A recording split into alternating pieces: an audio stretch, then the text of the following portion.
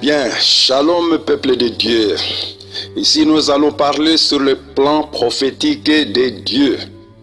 Dans ce plan prophétique, nous allons commenter de la croix jusqu'au grand trône blanc.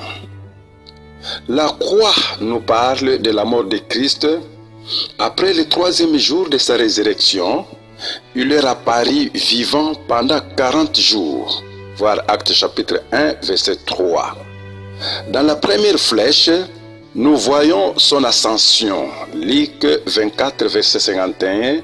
Jusqu'aujourd'hui, Christ est dans la gloire au ciel. Actes chapitre 7, verset 55. 10 jours après son ascension, c'est-à-dire 40 plus 10, ça fait 50 jours après sa résurrection. C'était la Pentecôte. La deuxième flèche nous montre la venue du Saint-Esprit. La venue du Saint-Esprit est illustrée dans le livre de Genèse chapitre 24. Là, la Bible relate la mission du serviteur d'Abraham qu'Abraham a envoyé pour chercher une épouse pour Isaac. Sa mission a réussi parce qu'il a amené Rebecca vers Isaac. De même, depuis la Pentecôte, la mission du Saint-Esprit est de préparer l'épouse qu'il doit amener vers notre Isaac céleste qui est Jésus-Christ. De la Pentecôte à la première résurrection est appelée la période actuelle de l'Église. La flèche de la première résurrection montre notre enlèvement à la rencontre de notre époux dans les airs. 1 Thessaloniciens chapitre 4 verset 13 à 18. Comme Isaac quitta la maison maternelle, selon Genèse chapitre 24 verset 67, à la rencontre de Rebecca dans le désert. Ainsi, notre Isaac céleste Jésus-Christ quittera aussi la maison du Père pour nous rencontrer dans les airs.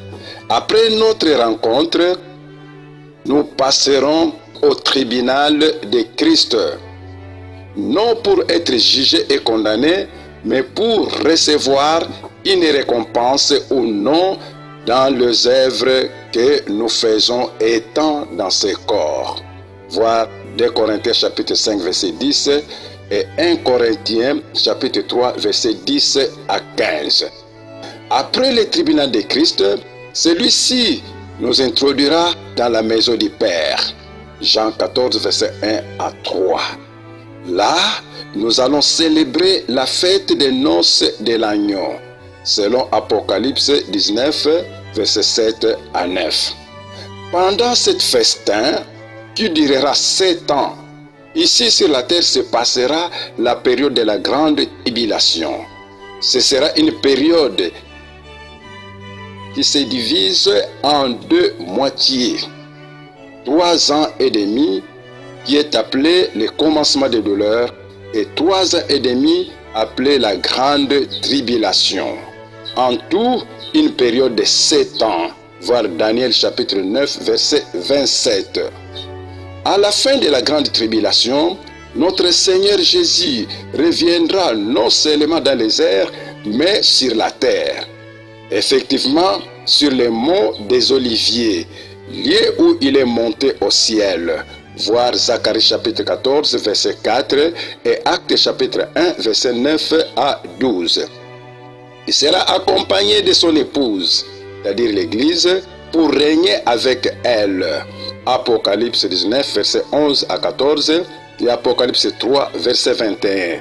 C'est par là que commencera le règne millénaire. Pendant cette période, Satan sera lié dans l'abîme. Après cette période de 1000 ans, Satan sera relâché pour faire la guerre à la ville sainte, mais un feu descendra du ciel pour le détruire, lui et ses sujets. Apocalypse chapitre 20, versets 7 à 10. Les deux dernières flèches nous montrent la seconde résurrection.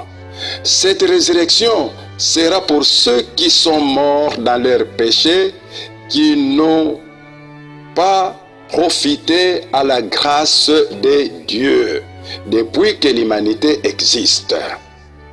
Ils ressusciteront et se présenteront devant le grand trône blanc, où ils seront jugés et condamnés dans le temps de feu éternel. Notez bien que 1000 ans au moins séparent les deux résurrections. La première est appelée la résurrection pour la vie, et la seconde est appelée la résurrection pour le jugement. Pour nous, épouses de Christ, nous sommes en route dans le désert de ce monde, comme le fit Rebecca et le serviteur dans le désert pour rencontrer Isaac. Bientôt, notre course va se terminer. Préparons-nous à la rencontre de notre époux dans les airs. Alléluia. Que Dieu vous bénisse.